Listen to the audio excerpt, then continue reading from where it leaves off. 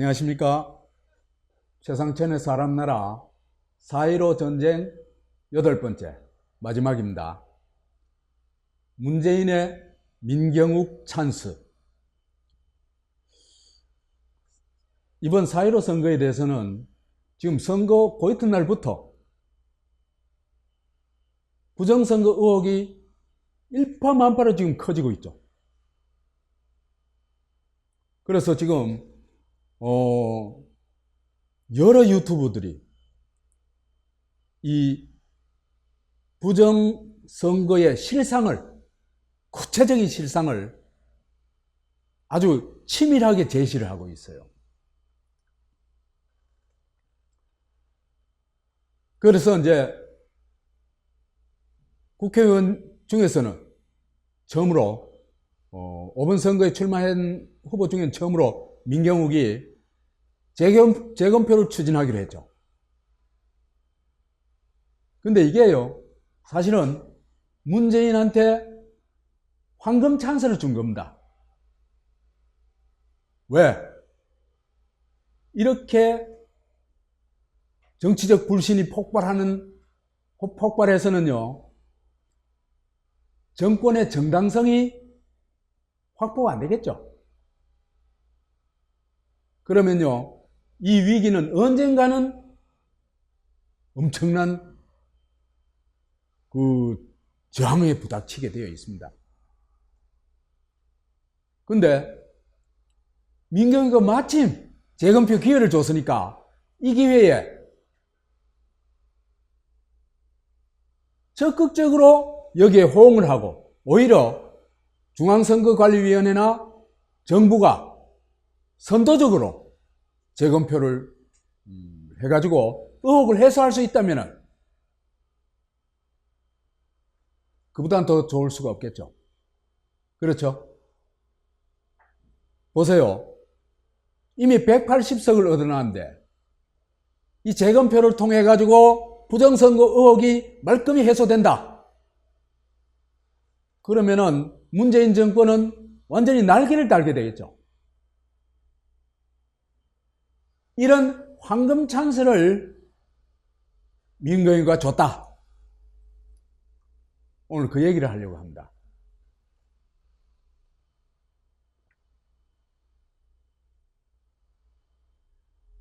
어, 22일 날 재검표 추진 의사를 밝히는 미래통합당 민경욱 이래가지고 여서 나온 이 팻말들을 보면은요, 아주 단순해요.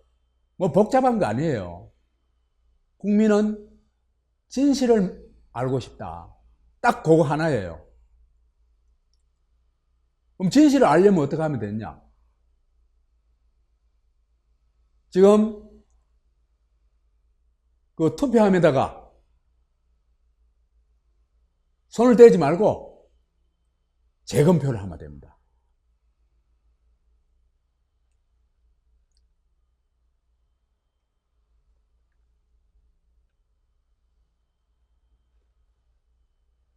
민경욱이 이렇게 된 데에는 민경욱이 어느 날 갑자기 이 투표에 대해서 이런 불신을 가지고 있다기보다는 며칠 동안 있잖아요, 그죠? 15일 날 선거 끝나고 16일, 17일 한 4, 5일 동안 그 SNS상에서 유튜버들 또 나서가지고 그 인터넷에서 집단지성이 훨훨 타올랐어요.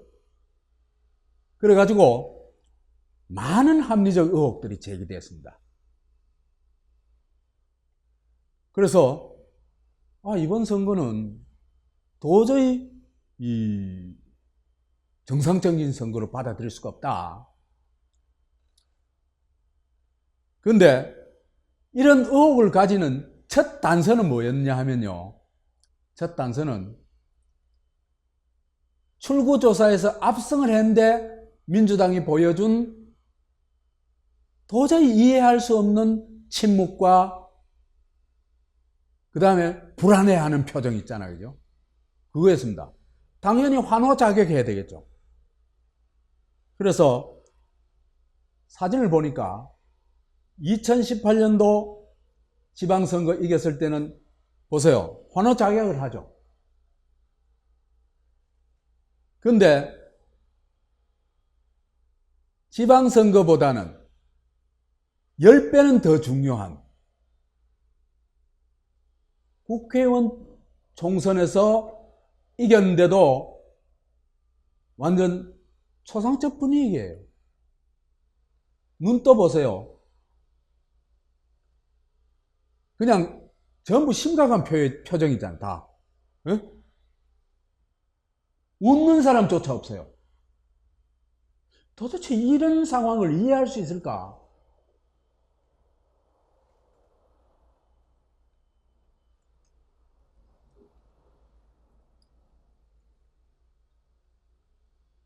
그 다음에 사전투표의 그 과정이나 결과를 이 사람들이 찾아보게 되니까 이건 도저히 이해할 수 없는 일들이 수없이 일어난 거예요. 그래서 집단지성이 가동되면서 이 밝혀진 사실들, 뭐 이보다도 지금 얘기하려고 하는 것보다 훨씬 더 많습니다만은 여하튼 핵심적인 거, 원래 선거 투표지 용지에는요 바코드를 쓰게 돼 있어요. 그리고 그 아주 간단한 3가지 사항만 바코드로 확인할 수 있도록 되어 있었어요. 근데요 바코드보다가 암호, 그 다음에 숫자가 뭐 훨씬 많이 들어가는, 바코드는 9개의 숫자가 들어가는데 요번에 사용한 그 QR 코드에는요 77개가 들어갈 수 있대요. 그럼 몇 배입니까? 8, 9, 72, 8, 9배 정도 들어갈 수 있는 크기의 용량의 QR 코드를 사용했는데 이건 불법이거든요. 바코드를 사용하라고 못이 박혀 있어요. 그런데 사전에 이 불법 문제를 이미 여러 차례 확인했는데도 불구하고 이번에도 이 QR코드를 사용을 강행을 했거든요. 그러니까 그 QR코드에, 사전투표 용지에 찍혀 있는 QR코드에 어떤 내용이 들어있는지, 어떤 뭐라고 할까, 암호가 들어있는지, 어떤 정보가 들어있는지 알 수가 없는 거예요. 용량으로 보면 3가지 정도가 아니고 10가지 이상, 수십 가지가 들어갈 수 있는 거예요. 왜 그런 불법을 뻔히 알면서 그런 QR코드를 사용했을까? 사용을 강행했을까? 그 다음에 해킹 위험이 있고, 그 다음에 특히 국외에서, 그죠? 중국이 해킹할 위험 있는 화웨이 제품을 사용하는 LG U+하고 단독 입찰해가지고 LB U+하고 계약을 맺었거든요. 사전투표 통신망을. 이것도 이해할 수가 없는 겁니다. 왜 하필이면은 중국과 관련되는, 화웨이와 관련되는 LG U+하고 계약을 했냐.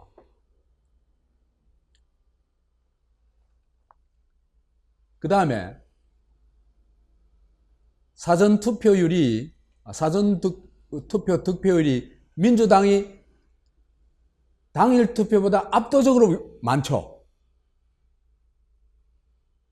그런데 이 사전투표에 참가한 층을 보면은 50대 이상이 52.7%입니다. 대체로 보면요, 이래요. 50대는 민주당과 통합당의 비율이요, 최소 4대 6이에요. 최소 4대 6. 거의 전국적인 현상이에요. 민주당이 4, 통합당이 6이에요. 그 다음에요, 60대 이상은 최소 3대 7이에요. 그런 50대, 60대가 반 이상 투표를 했다고 할 것 같으면, 그 다음에 40대 투표율이 말하자면 이 민주당 지지를 가장 많이 한 층이 40대거든요. 40대 투표율이 낮아요. 그러면은 50대 이상이 반 이상 투표했다면 야당 지지율이 훨씬 높게 나와야 되겠죠. 그렇죠? 그런데 그 거꾸로 나온 겁니다. 그래서 이번 사전투표에서는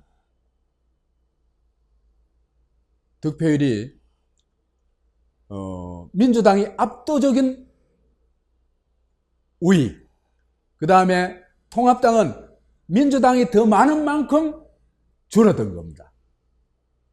이게 동행을 해요. 그래서 우선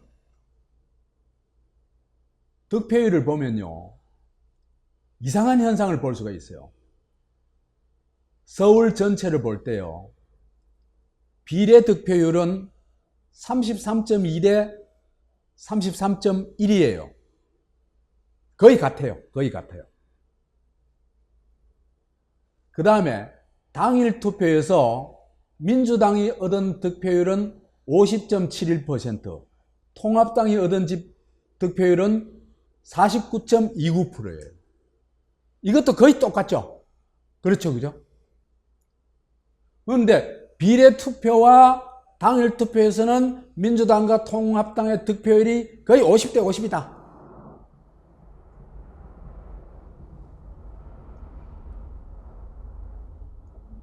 그런데 사전투표에서는 이게 확 달라집니다. 사전투표에서는 민주당이 63.29, 통합당이 36.08. 이래 보니까요, 민주당은 당일 투표에 비해서 13.21% 많이 나왔고, 통합당은 당일 투표에 비해서 13.21% 적게 나왔어요. 도대체 이런 현상을 어떻게 이해할 수 있느냐, 믿을 수 있느냐, 이건 도저히 나올 수 없는 일이죠. 아니, 조금 들쑥날쑥 할 수는 있지만은, 어떻게 서울 전 지역의 이 득표율이 민주당이 더 얻은 득표율하고 통합당이 덜 얻은 득표율이 어떻게 똑같을 수가 있느냐? 이거는 통합당에 득표했던 것을 민주당에 퍼주지 않고서는 일어날 수 없는 일이거든요. 그래서 비례 투표는 격차가 0.1%고 당일 투표는 격차가 1.42%인데 사전 투표는 격차가 물경 27.84%다. 어떻게 이런 일이 일어날 수 있냐? 그리고 민주당이 더 얻은 13.21%, 그 다음에 더 얻은 게 13.21%, 그 다음에 통합당이 덜 얻은 게 똑같은 13.21%다. 종로에도 보니까요, 그런 현상이 반복돼요. 비례대표에서는 32.8대 33.3, 당일 투표에서는 50.6대 47.5, 그래가지고 거의 같아요. 약간 차이 나요, 약간. 비례에서는 통합당이 0.5% 높고, 당일 투표에서는 민주당 이낙연 후보가 3.1% 높아요. 그러니까 거의 같다는 얘기죠. 그런데 사전투표에서는, 유독 사전투표에서는 민주당은 66.3%, 통합당은 32.4%라서 2배가 넘어요. 그 격차는 물경 33.9%예요. 보세요. 0.5%, 3.1%하고 33.9%하고 격차가 있다는 게 이해가 돼요. 도저히 일어날 수 없는 일이죠.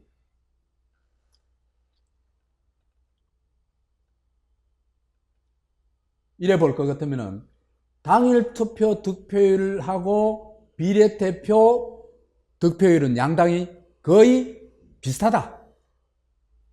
응? 근데 사전투표 득표율은 민주당이 2배, 30% 안팎으로 많더라.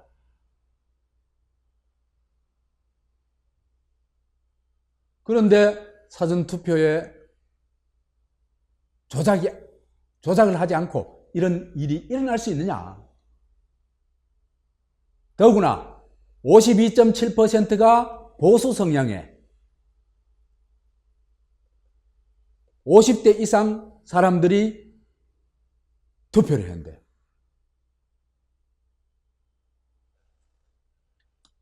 이런 현상이 호남 이외엔 전 지역구 예외 없이 일어나더라. 그 다음에 이건 통계학적으로는 도저히 불가능한 현상이다. 이건 통계학 통계학 전문가 아니라 통계학 초보자들 있잖아요, 그죠? 학부생 정도, 그 정도 생들도 다 아는 얘기들이에요.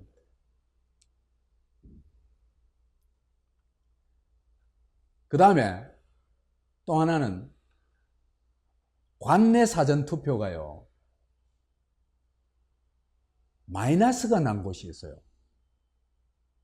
아니, 관내 사전 투표 기권을 했다 할 것 같으면 기권이 1이나 2나 3이나 그래 돼야 되겠죠. 근데 기권이 마이너스 1이 있어요. 전라도 어디에서는 마이너스 10도 있어요. 아니, 사람이 마이너스 숫자가 있을 수 있어요? 그럼 불가능하잖아요.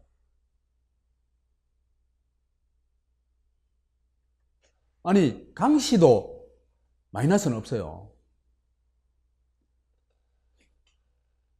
그래서 사전투표 마이너스 기권, 이것도 어떤 시스템 창에 이 조작을 하는 과정에서 시스템에서 어떤 불가피하게 나오는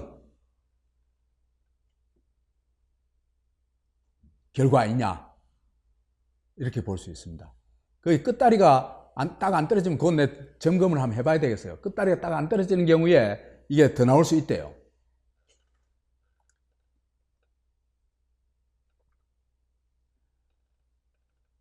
그 다음에 그러면은 이런 의혹들이 제기되면은 중앙선거관리위원회가 이 주권자의 뜻이잖아요, 그죠?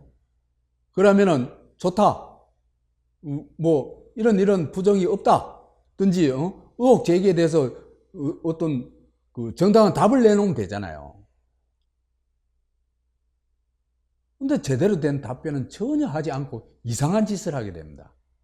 이거는 이미 얘기를 했습니다만 민주당의 중앙당 법률지원국에서 꼬드긴 것 같아요. 남형이를 떨어졌죠. 인천에서 떨어진 사람이죠. 꼬드겨가지고 재검표를 추진하기로 했어요. 근데 이때는 이 사람들은 그죠? 중앙당 법률지원국도 있잖아요, 그죠? 말하자면은 이 재검표를 하게 되면은 문제가 발생할 수 있다는 걸 전혀 모르고 있었어요. 그러니까 무슨 얘기입니까? 민주당에서도 핵심부만 재검표가 일어날 경우에 심각한 사태가 일어난다는 걸 알 수 있었다는 겁니다. 근데 4월 18일 날 그랬는데, 재검표 추진하기로 했는데 4월 20일 날 가로세로 연구소에서 생방송을 하는데 민경욱이 인천에서 출마했던 그 민경욱이가 재검표를 추진하겠다. 그 다음에 선거 소송도 하겠다.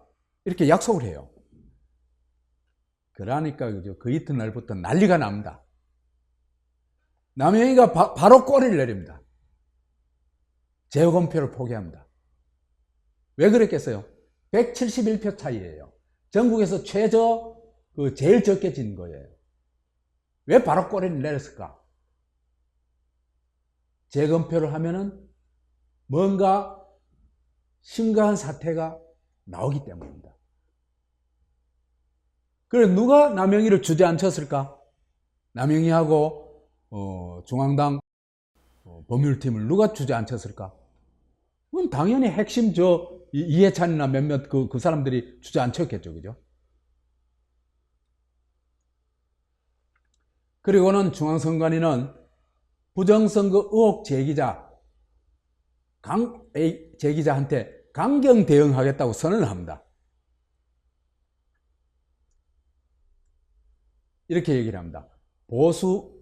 중앙선거관리위원회는 22일 보수 유튜버와 민경욱 미래통합당 의원 등이 부정선거 의혹을 제기한 데 대해 정확한 근거 없이 무모한 의혹만으로, 아니 수치까지 다 얘기했는데 무슨 정확한 근거가 없어요. 무모한 의혹을 얘기한 건 거의 없어요. 지금 사람들이요, 증거 없이는 아무도 안 믿어요. 요즘 한국 사람들이요, 실사구시에 많이 눈을 떴어요. 여하튼 정확한 근거 없이 무모한 의혹을 제기한다고 낙인을 찍어버리죠. 그죠? 아니, 뭐가 정확한 근거가 무엇이 없는 건지, 뭐가 무모한 의혹인지 밝혀야 돼요.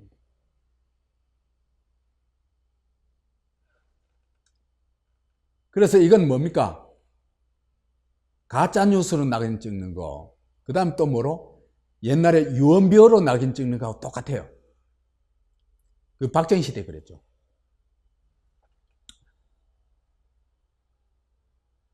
여하튼 국민 통합을 저해하고 사회 분위기를 어지럽히는 행위. 이 옛날에 그죠? 국정원이나 공안검찰이 하는 얘기예요, 이거. 중앙선관위가 선거 관리하는 곳이지 국민 협박한 곳이 아니잖아요. 왜 이럴까?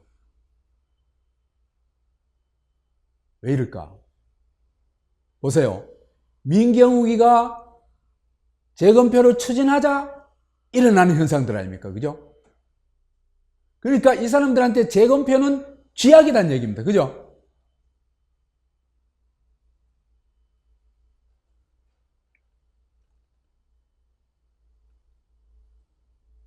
그래서 이번 이 과정을 통해서 확인할 수 있는 건 민경욱이 재검표 추진하는 게 정권에는 엄청난 공포다 하는 걸 확인할 수가 있습니다.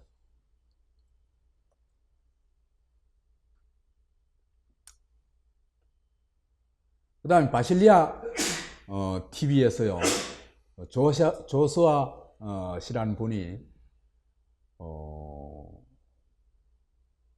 아까 얘기했죠, 그죠?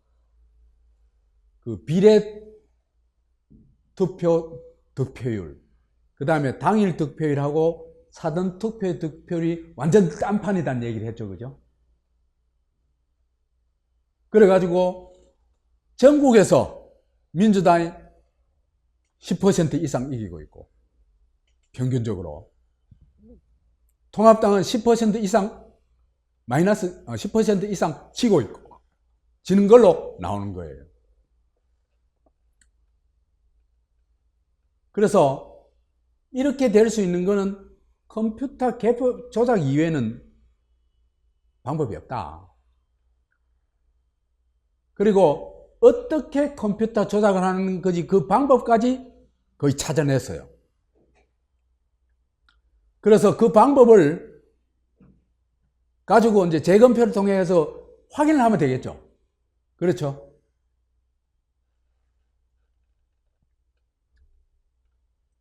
근데요, 지금 이게 의혹은 국내뿐만 아니라 국제적으로도 확산되고 있어요.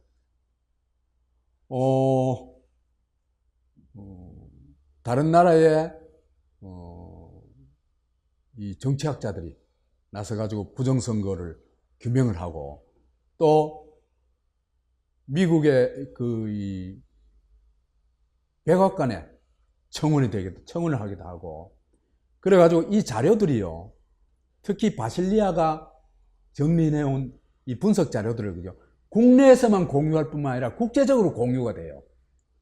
그래가지고 이거는 지금 이제 숨길 수가 없어요.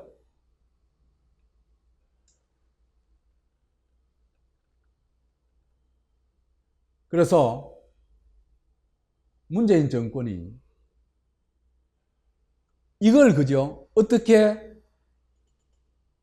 제대로 이 의혹을 넘기지 못하면은, 지금 당장은 어떻게 할 수 있을지 모르지만 결국은 정권과 노통교의 뿌리가 뽑힐 수밖에 없다. 그게요, 이래 얘기를 할 수 있어요. 한국인들이 대단한 면이 있어요. 지금까지 그죠, 역대 대통령 최고 권력 중에요, 온전하게 임기를 마치고 죽은 사람이요, 김영삼, 김대중 뿐이에요.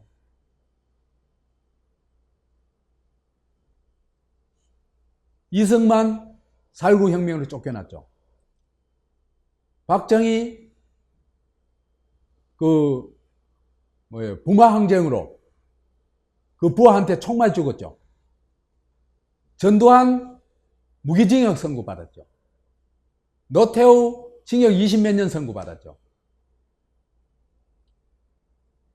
그 다음에 김영삼, 김대중은 정상적으로 괜찮았어요.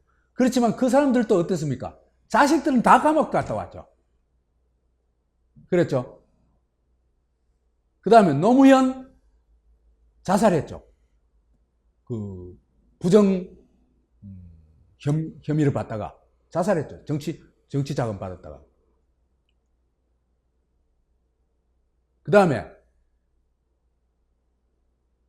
박근혜, 이명박 감옥 가 있죠. 그래서요, 문재인이 한국 주권자를 지금 너무 얕보는 것 같아요.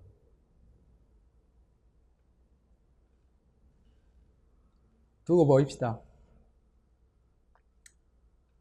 그래서 민경욱이가 이런 상황에서 민경욱이가 재검표를 추진하죠.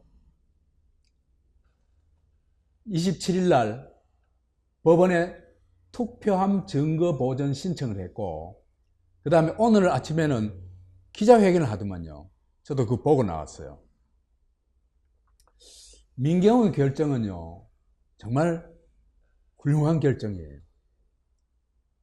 통합당 진짜 저런 정당 없는 게 나아요. 통합당.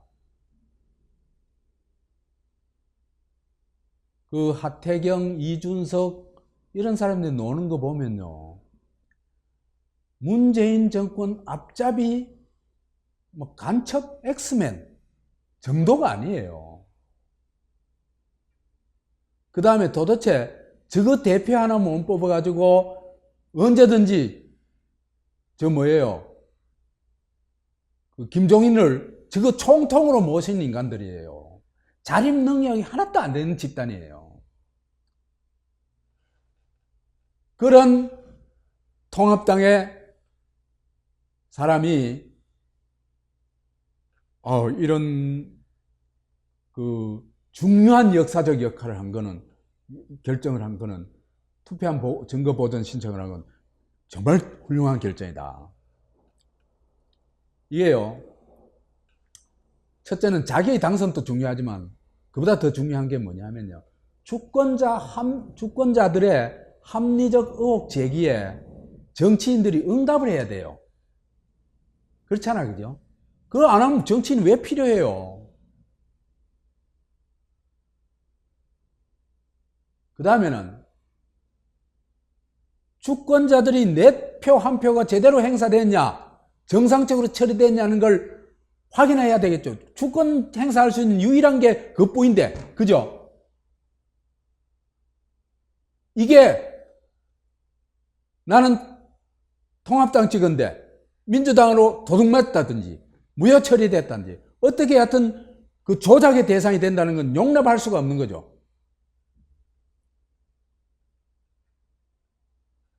그래서 주권을 제대로 행사했는지 검증하는 것도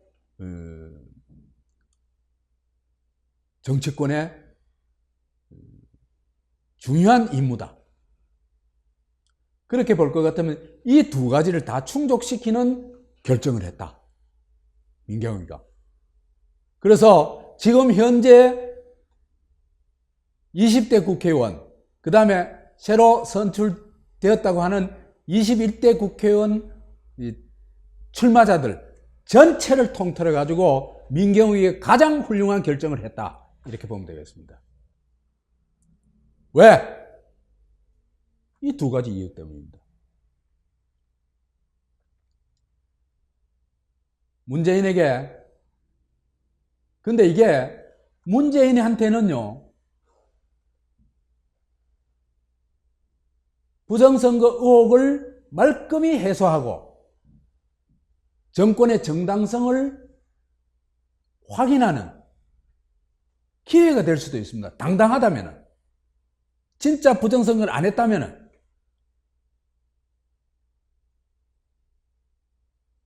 보면 알겠죠. 그래서 민경우한테 정말 박수를 보내면서 화이팅을 외쳐주고 싶습니다.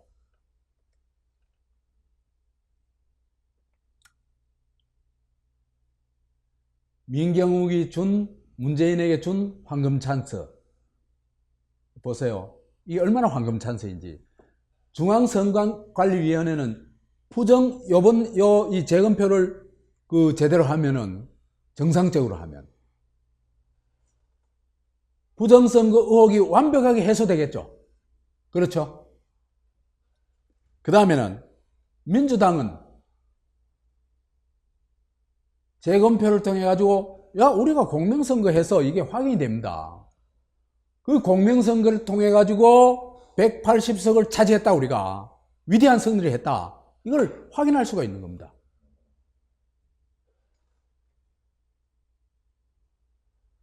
문재인 정권은 지금까지의 문재인 정권에 대한 불신과 분노를요, 거의 일시에 해소할 수가 있습니다. 할 말이 없잖아요. 진짜 공명선거를 했는 게 그 사전투표 이 재검표를 통해 가지고 확인이 된다면, 그 다음에 정권의 정당성은 확고해집니다. 그리고 180석을 거느린 정권으로서 국정 운영을 아주 당당하게 해나갈 수가 있습니다.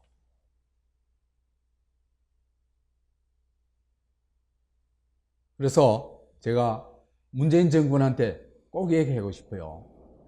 이런 황금 찬스를 놓치지 말아라.